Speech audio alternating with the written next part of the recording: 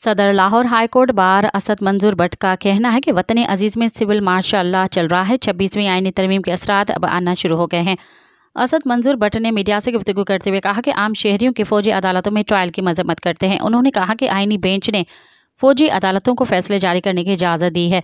सदर Lahore high court ने कहा कि अदलिया का वकार अवाम के सामने बुलंद होना चाहिए। जुडिशल कमीशन में जस्टिस मंदुखैल ने राय के साथ इज़हार यकजहती करते हुए उन्होंने बताया कि जस्टिस मंदुखैल ने कहा कि सुप्रीम कोर्ट के तमाम जजेस आईनी जजेस हैं और हम जस्टिस मंदुखैल की इस बात की हिमायत करते हैं। असद मंजूर भट्ट ने कहा कि हम किसी किस्म की गैर आईनी या गैर जमहूरी बात या कानून नहीं चलने देंगे। फुल कोर्ट की जजमेंट को मुस्तरद करने की मजम्मत करते हैं।